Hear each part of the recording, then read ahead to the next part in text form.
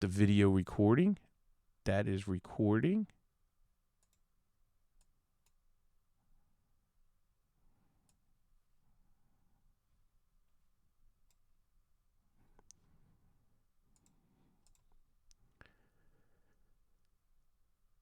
It's the Mike Tech Show, show number 830. Hello, everybody. Welcome to the podcast. I'm your host, Mike Smith.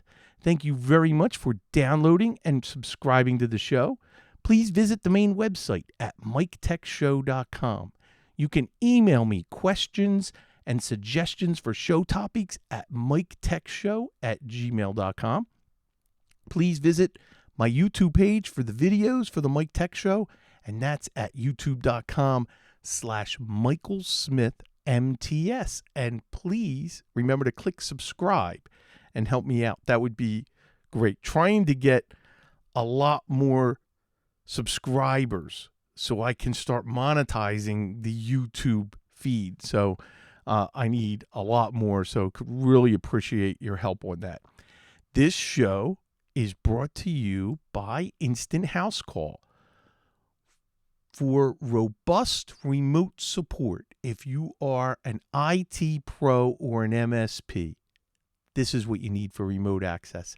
Instant House Call provides unattended and on-demand remote access. You can try it free by clicking on the link on my website at miketechshow.com. Don't forget to use the promo code MikeTechShow to get your free 15-day trial. This show is also brought to you by MagnusBox, the best online backup service for your clients. You can back up Office 365. It will work across all platforms, Windows, Mac, Linux. They're HIPAA compliant. They only sell to partners in the channel. They will not sell directly to your client. You can try it and test it for free by going to magnusbox.com. Sign up for a demo. Kick the tires. Play with it. Test it. You will experience the same features that every partner is paying for right now. The demo has the full features, so you'll be able to really test it out. And then you'll be back to sign up, and that's when you say you heard it on the Mike Tech Show, and you will receive free white labeling for your company, and you'll get an additional 50% off the platform fee for your first 3 months. Check it out. Go to magnusbox.com. All right.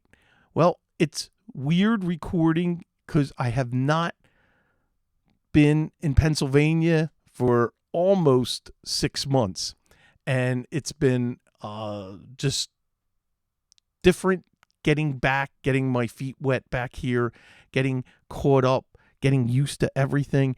And it has been so busy because I deliberately scheduled work where I had to be on site when I got back. And there was no delay in any of this work. It just happened to work out really well. But all last week, I was on site almost every day for a client, which then made it impossible for me to do the show Thursday night. It was just couldn't do it.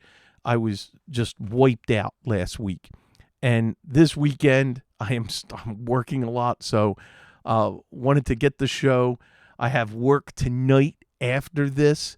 I have a couple of cyber insurance questionnaires that I have to finish for a new client.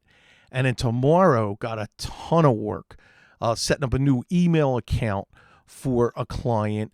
Small, he's actually my bookkeeper and small client, but he needs encrypted email. So I'm going to hook him up with SureWeb and then Proofpoint for the encryption. And then he has a secure gateway. And so he can then be compliant for his cyber insurance. Then I have more policies to help with Doug Betts, and looking forward to that tomorrow afternoon. Just crazy busy. So for the show tonight, I'm going to talk about Gmail multi-factor authentication and what we ran into. And I have some great video links that I'm going to share that's going to help you if you have a device that you're using Gmail to do scan to email. This is really going to help you. Then some feedback, lots of email on DuckDuckGo and Microsoft. The vulnerability in the Microsoft Diagnostic tool, dual NICs, got a question on that. And then a question on Windows 11 requirements.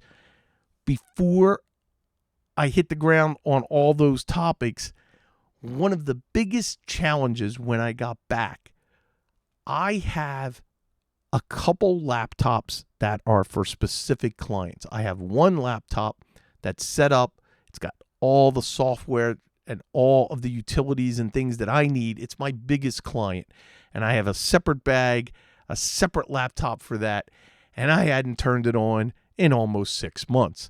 So what I should have done was had my son turn it on to do updates. You cannot go that long. I had multiple rounds of updates. Then I had, Malwarebytes had to update. All of the different apps that I had to update that hadn't been touched. Microsoft Office 365. There, opened up Outlook just so it could get caught up with all my email. Lots of things. Then I have my Surface Pro.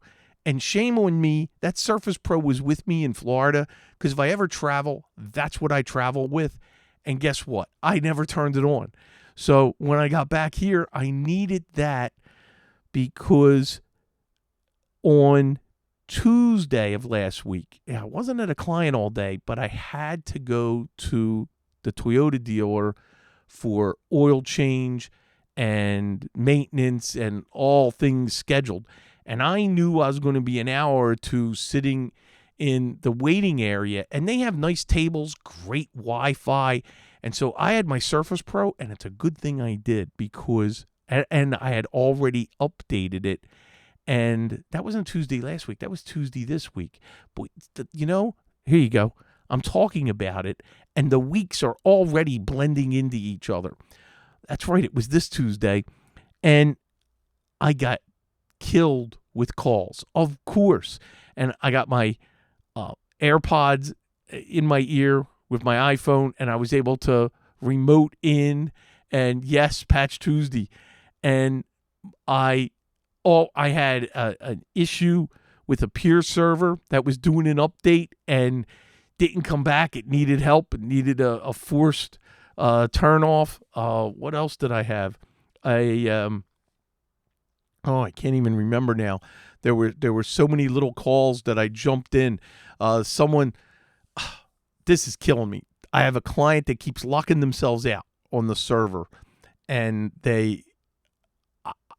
I know they know the password.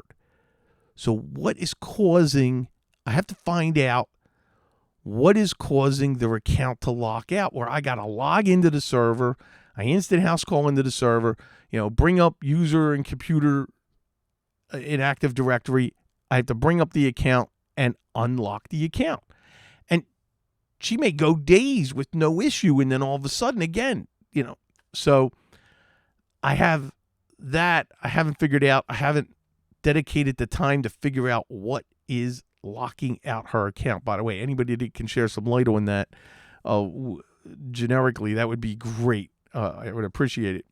So I unlocked her account. Lots of things to do while I was sitting there waiting for the car to be finished.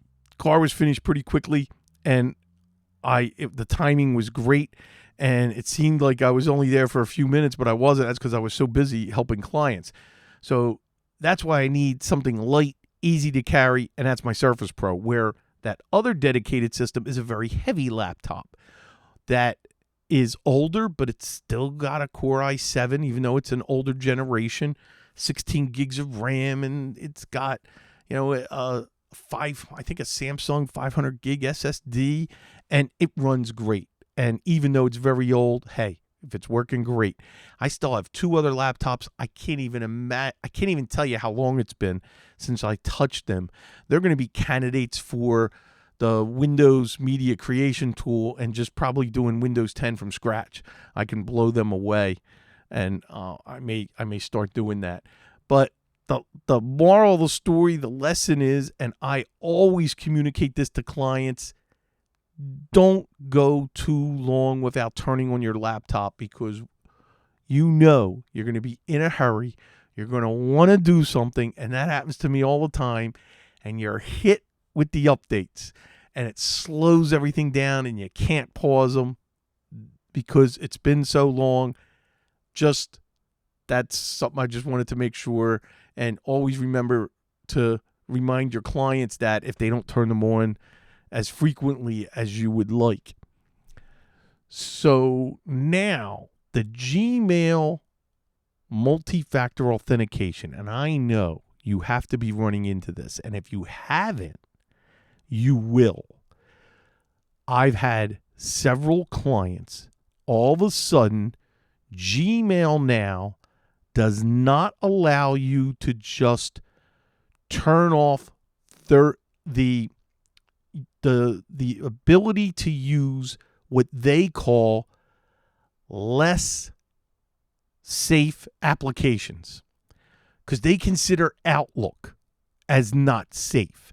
So you have to go into security and turn that on to make it work with Outlook. Well, it seems like if you were grandfathered and everything's working, that's good. It'll continue to work. But if you change where now you're setting up a new system or a new device for a client, when you go in, you won't see that option. They've gotten rid of it, and there's a message there. You have to go turn on 2-factor authentication. Then you go back and you set the app password for the third-party app. So for us, we would pick add a third-party app. We called it Outlook, and it will generate a 16-character password. They put spaces in it. It's contiguous. There are no spaces. We cut, paste that, save that. Now, when you open up Outlook, first you go into Control Panel. You don't open up Outlook, and you add the Gmail account, and you put that password in there. When you launch Outlook, you're going to get the Gmail pop-up for authentication to allow it. And you pick allow, and you enter the original Gmail password that they had, not the one generated for the app. You will then get the 2-factor authentication. So the client's going to have to be there with their cell phone to give you the code. And then it's set, and they won't be prompted again, and that works. So it's very interesting. And Jeff in the chat here, he says, I tell my clients to go as many days between reboots as they have gigabytes of RAM at most. I think some modern Outlook versions can use authentication or something, but the old ones need the 2-factor authentication and app password. Well, actually, no. I just installed the most current, latest, greatest Office 365, and we got prompted for that. So had to go do it. It really depends, and you are correct. The older apps now are recognized and have problems. As a matter of fact, we even seen an older iPad that can't be updated can no longer get Gmail configured in the Mail app of the iPad. That's crazy. And that I understand for security, Gmail's doing this, and Google's doing this, but boy, it's really wreaking havoc for us. So now this adds another problem where the first links for tonight are 2 YouTube videos. And the first one is teaching you how to deal with Google's two-step verification process to allow access for Xerox's scan to email. That's great. As a matter of fact, one of our printing companies sent these links, and they really helped out. The next one is a little more generic, and you can use it for how to set up scanning the email via Gmail with app password after less secure apps is disabled. These are great instructions and how to take care of this and how to solve it. I think you'll be hitting these, and it really, really helps, especially when you got to set up scan to email. This is gold. So we've had to deal with this, and it's great. Okay, great meaning, we have an answer. So that's the really good thing. Let's set up. Okay, I want to go to some listener email right now, and everybody sent me some links, and this one is from John, and it's a follow-up to DuckDuckGo. It says, I set up DuckDuckGo as soon as it came out. So did I, and have had good success in using it. The only issue that I've seen related to it was on a tech show I listened to. It recently came out that there is an exception in their privacy and tracking policy. They currently have an agreement with Microsoft, which prevents them from blocking Microsoft scripts on third-party sites from making ad requests. And here's the link, and I'm sharing that. Some people seem to be upset about this, but DuckDuckGo says they are working to solve this issue. On search engines, I'm currently not happy with Google's search engine because I've noticed over the last few years the search results have changed to the extent that I'm not getting the correct results on some searches. I've experienced that. He continues, for example, one of the things I search is a phone number on an incoming call that isn't in my phone directory to see if it is a company or a reported spam number. Now, when I do that on Google, the search results make no reference to any of the spam reporting sites and may not even show the company if it is a company's phone number. I've started using Bing and got much better results in the search. I haven't tried DuckDuckGo for this purpose yet. That's a great test for DuckDuckGo, and I will take that tip on Bing for that. All right, this is from AY. Hey, Mike, they are not DuckDuckGo. They are not owned by Google, but unfortunately, they have a deal that lets Microsoft track you a little bit. Still much better than Google, though. And here's a link, but it's been all over the web. Though privacy in the digital age is a constant battle, I highly recommend Kevin Mitnick's Art of Invisibility book for just how difficult it is. A good, more positive outlook is The Smart Girl's Guide to Privacy. All right, some good recommendations there. I appreciate it. This is from Michael. Here is the DuckDuckGo story according to Kim Commando. I remember Kim Commando. It's been a long time since I've ever seen her. Bad news if you use DuckDuckGo. It's not quite as private as we thought, and that's because of the deal with Microsoft.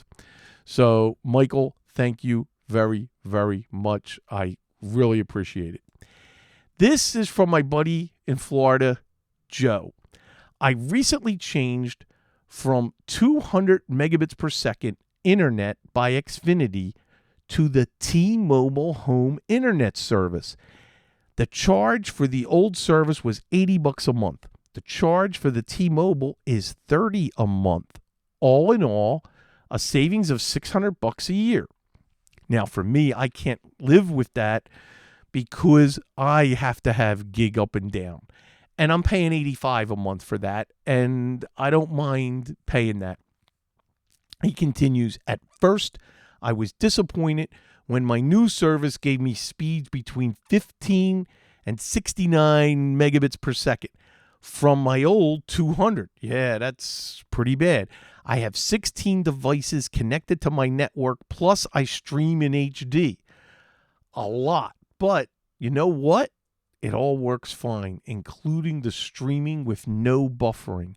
I don't think that people I don't think that people think that speeds this low will allow adequate performance, but it really does. I agree with you, Joe. I don't think that it gives the performance. I think you're right. I'm one of those people that think you really got to have you should always get the fastest you can afford based on your usage and what you want to do. But I'm glad you're happy and you're saving money.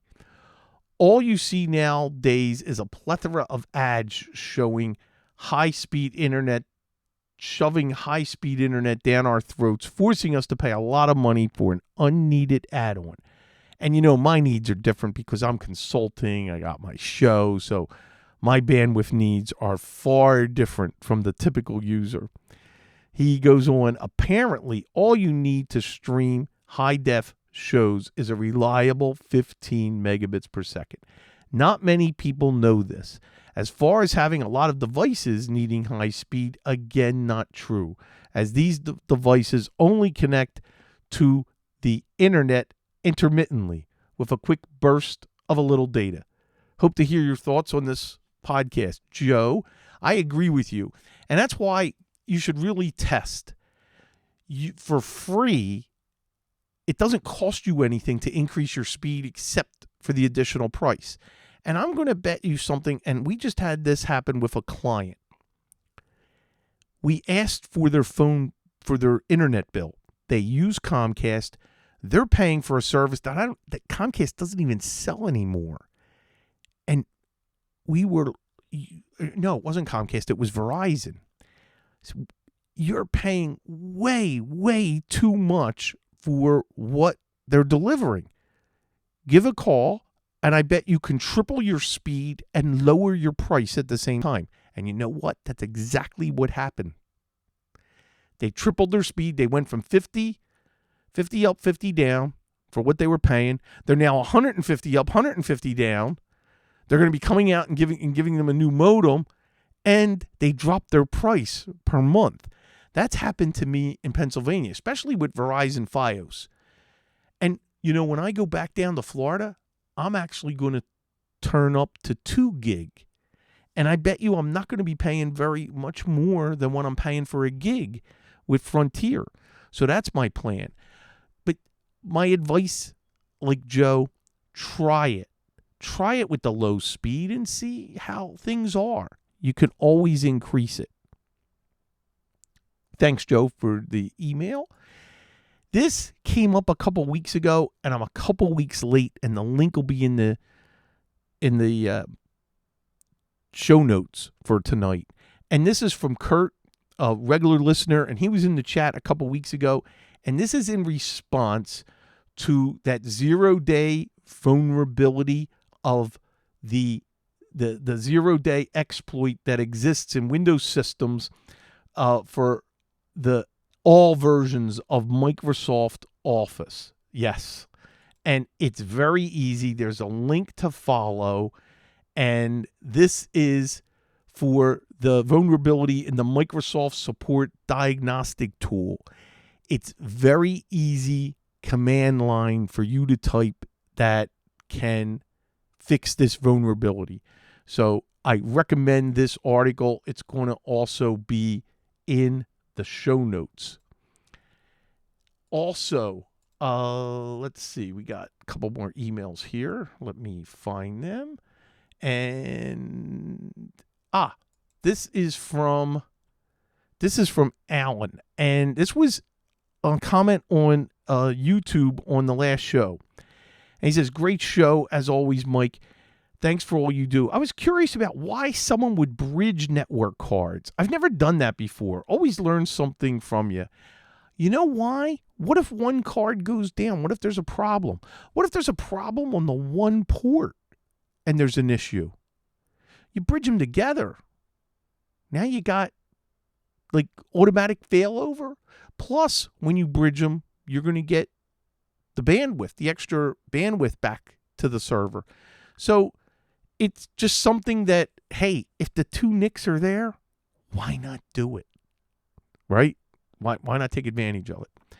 So what's the likelihood if the 2 NICs are on the same card that one of them's going bad? What's the likelihood of a port going bad? Again, not that likely.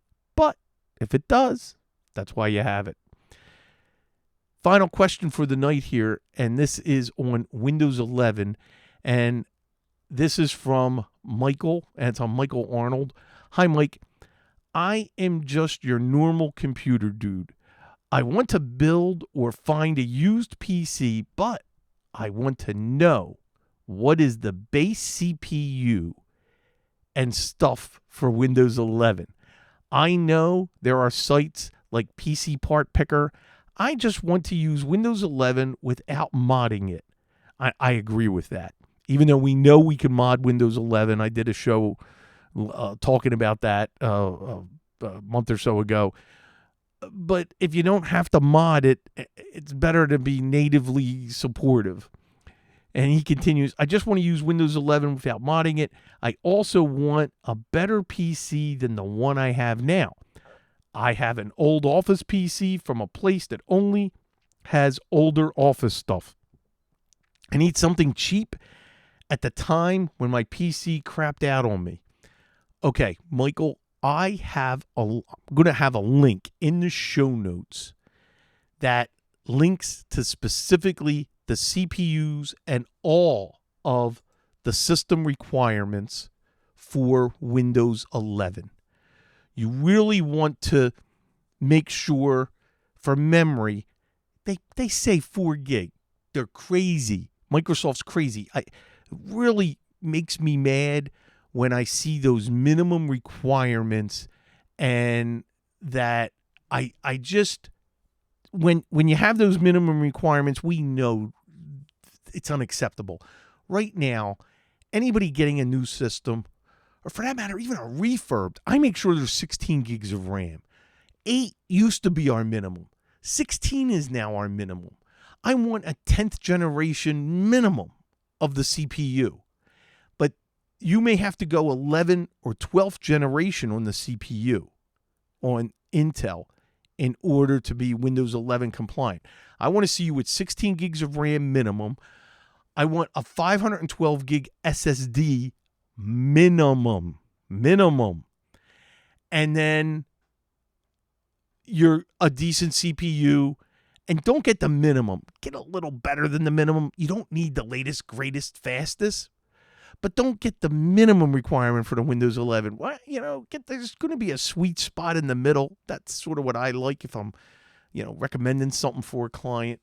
So anyway, I think that's it for tonight. So lots of good links that's going to be in the show notes, and good to be back here in Pennsylvania. I'm already missing Florida. I've only been here for 2 weeks, and I am going to work on the lighting a little better this week. I hooked up quickly before the show the ring light, and it's still kind of too bright. So I am going to work on that because I want to get my lighting to be as good as I finally nailed it in my office in Florida, where I got the audio great, the video, everything sounds great, looks good, and I really like it. Now, I don't like my Pennsylvania setup. So even though all the hardware is the same, and now I got the same light, this is a bigger room.